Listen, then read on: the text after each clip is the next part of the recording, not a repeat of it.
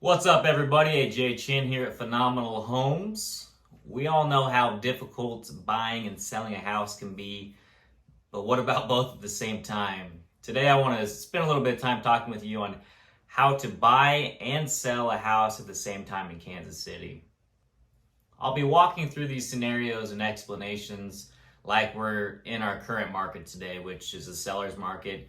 Meaning, if you're selling your house, you have a lot more leverage in your negotiations than if you are a buyer. So, one of the biggest questions I do get from folks who are trying to buy and sell a house at the same time in Kansas City is, can I buy and sell at the same time? The simple answer to this question is yes. You can do both at the same time on the same day, but the likelihood of that is very low. There are a large number of different parties involved in the processes of both of these. And even if you have all of your dominoes lined up right, it just takes one to miss in order for this to follow through. It could be anything from something popping up in an inspection to a hiccup in the title work to quite simply just somebody being sick and missing work for a couple of days. If you're trying to time this perfectly and have this happen, you'll always want to have a plan B, because very rarely I would say that you're able to have everything go right for you to be able to buy and sell on the same day. In a lot of cases, it might make sense to buy your next house before you sell your current one. You may want to do so that you're not worried about finding your new house and having to settle on something you don't really like. Regardless, there are a lot of hurdles to jump through, and you really need to be in a really good situation in order to buy your next house before you sell your current house.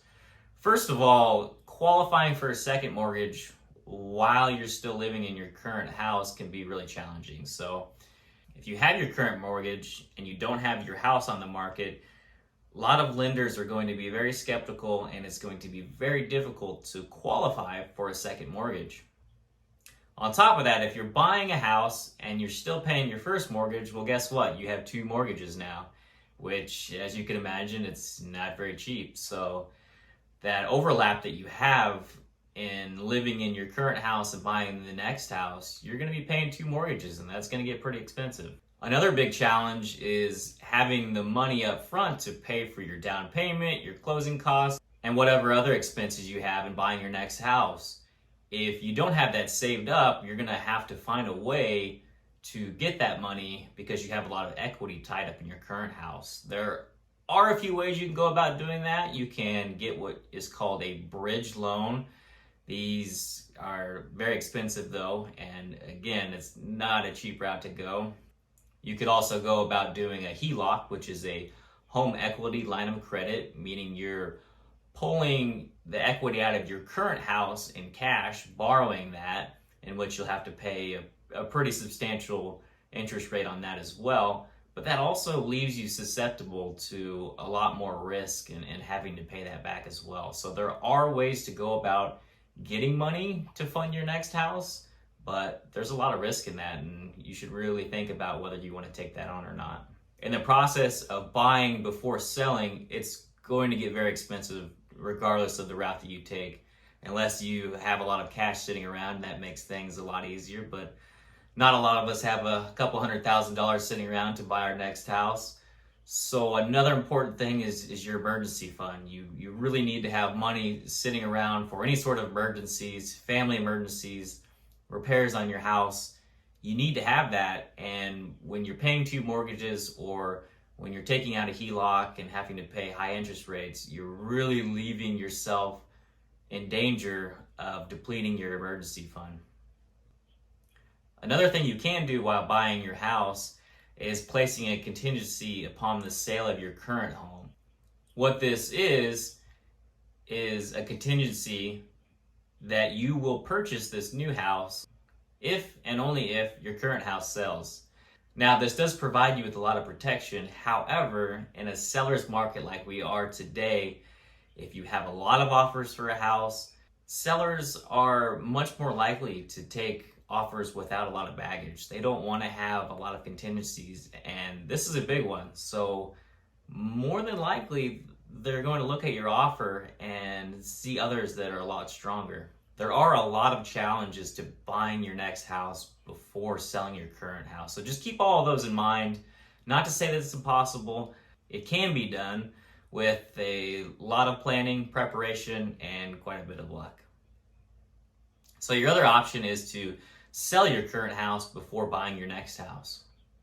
The big advantage to this is you're going to know exactly how much money you have to purchase your next house.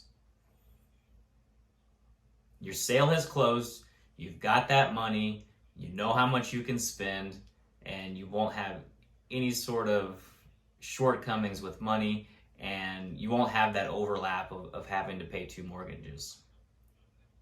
Okay, so you list your house for sale, and then you start looking for your next house.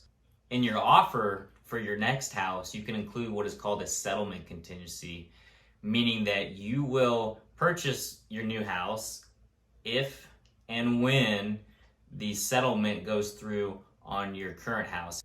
What this does is, say if something went wrong in the sale of your house and it does not close, you don't have the funds, if something like that happens, then you're not obligated to buy your next house. So you're guaranteeing yourself that you will have the funds to put towards your next house. However, the biggest question here is trying to fill in that gap of when you sell your current house and when the sale of your next house goes through. There's going to be some sort of gap in there, and you're going to have to figure out where you're going to live. There are a few options here.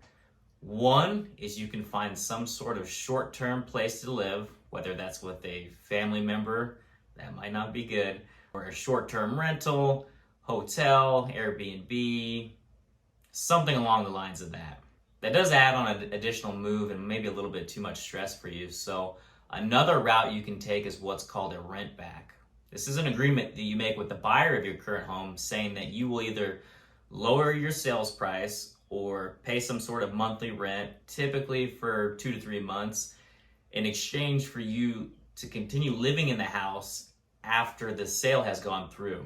So the sale closes, the house is officially transferred ownership, but now you're allowed to stay there and pay some sort of extra fee or lower the price to continue staying there. That allows you to have a place to live while you're still looking for your next house or while you're waiting for your next house to close. Understanding all these options is extremely important when trying to buy and sell a house at the same time in Kansas City. Here at Phenomenal Homes, we're very well versed with all these different options, and we make it a point to strategize with you what works best with you, understanding your situation, and getting you from that old house into your new one.